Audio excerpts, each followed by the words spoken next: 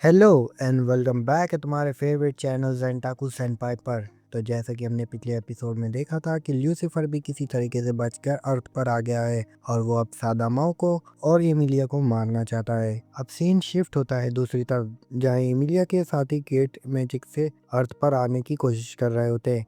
एक लड़की एक्साइटेड होकर बोलती है, बस थोड़ी ही देर हम पहुंच जाएंगे।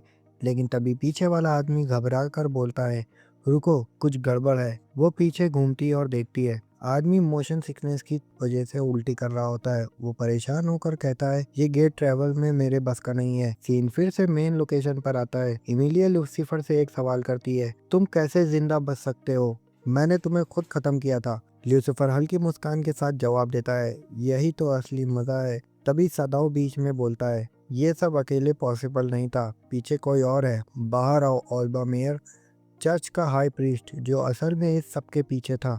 ओल्बा को देखकर एमिलिया का चेहरा बदल जाता है। उसे यकीन नहीं होता कि वही उसका दुश्मन निकलेगा। सदाओ बिना रुके पूरी कहानी खुद ही एक्सप्लेन कर देता है। तुम चाहते थे कि डेविल किंग गायब होने के बाद एमिलिया को पावर ना मिले, इसलिए तुमने एलिमिनेट करने का प्लान बनाया और लूसीफर को प्रॉमिस किया कि वो तुम्हें हेवन से वापस ला देगा। ओल्बा पूरी तरह शॉक हो जाता है, तुम्हें ये सब कैसे पता? सदाओ कहता है, क्योंकि तुम्हारी स्टोरी बहुत ही प्रिडिक्टेबल है। बिल्कुल सही कहा ना। लेकिन अगले ही पल सिचुएशन पलट जाती है। लूसीफर अचानक हमला करता है और एक मैजिकल बीम से शीरो को घायल कर देता है। अब मजाक खत्म हो चुका था। लूसीफर हवा में उड़ने लगता है और अटैक शुरू कर देता है। सदाओ मुश्किल से शील्ड बनाकर अटैक को रोकता है और सबको लेकर वहां से निकल जाता है। इमिलिया गुस्से में पूछते हैं, हम लोग भाग क्यों रहे हैं? सदाओ कामली कहता है, अभी सरवाइव करना ज्यादा जरूरी है। फिर वो रिवील करता है, लूसीफर इंसानों की नेगेटिव इमोशन से अपनी पावर बढ़ा रहा है। लूसीफर सदाओ को चैलेंज करता है, अगर चाहो तो इस दुनिया को भी डर भरकर राजा बन सकते हो। लेकिन सदाओ का जवाब साफ था, मैं अब ऐसा नहीं करूंगा। लूसीफर चीहो की इमोशन को एब्जॉर्व करना शुरू करता है और फिर अचानक सदाओ पर डेडली अटैक करता है। इस बार चोट सीधी दिल पर लगती है। ऑल्वा भी मौका देखकर अटैक करता है। सदाओ आखिरी ताकत से एमिलिया को पकड़ता है और दोनों वहां से टेलीपोर्ट हो जाते हैं।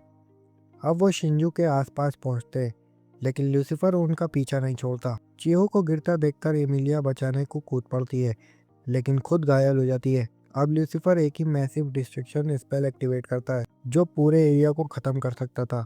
ब्रिज टूटकर गिरने वाला होता है, सब कुछ खत्म होने वाला होता है, लेकिन तभी समय जैसे रुक सा जाता है और धुएं के बीच से आवाज आती है। बहुत प्रिडिक्टेबल था ये सब। सदाओ वापस खड़ा होता है, लेकिन इस बार अपनी असली डीमन फॉर्म में।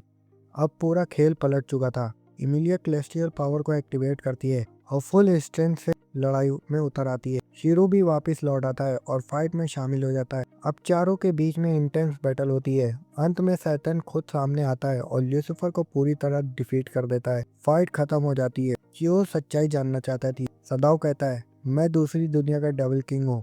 इमिलिया कहती है, मैं हाफ एंजल हूँ। इसके बाद दोनों के बीच में हल्की फुल्की बहस शुरू हो जाती है। एंड में सब कुछ नॉर्मल कर दिया जाता है। लास्ट सीन में एमजी रोनेल में जीहो पूछती है, क्या तुम वापस जाओगे? सदाओ कहता है, नहीं, अब यही मेरी दुनिया है। और जब वो उसकी यादें मिटाने की बात करता है, चियो उसने डांटने लगती है। और यहीं के साथ एपिसोड 5 खत्म हो जाता है। अगर आपको वीडियो अच्छा लगा हो तो वीडियो को लाइक करके चैनल को ज़रूर सब्सक्राइब कर देना। और अगर आप चाहते कि मैं पार्ट 6 को भी एक्सप्लेन करूँ तो मुझे कमेंट में ज़रूर बता देना।